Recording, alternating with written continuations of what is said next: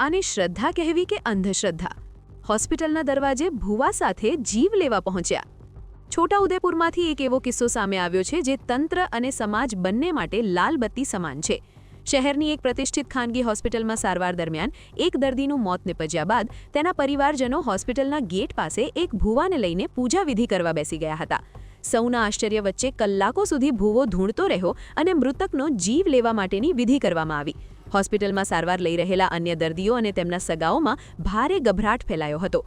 નવાઈની વાત એ છે કે થોડા સમય પહેલા સિવિલ હોસ્પિટલ બહાર પણ આવી જ ઘટના બની હતી. સરકાર દ્વારા અંધશ્રદ્ધા નિર્મૂલન માટે કરોડોના ખર્ચે કાર્યક્રમો કરવામાં આવે છે, પરંતુ જમીની હકીકત કંઈક અલગ જ છે. 5G ઇન્ટરનેટના યુગમાં પણ લોકો હજુ આ પરિસ્થિતિમાં જીવે છે. સવાલ એ છે કે આની પાછળનું મુખ્ય કારણ શું છે? તંત્ર નિષ્ક્રિય છે કે સમાજ જાગૃત નથી? તમારો મત કોમેન્ટ કરીને જણાવો.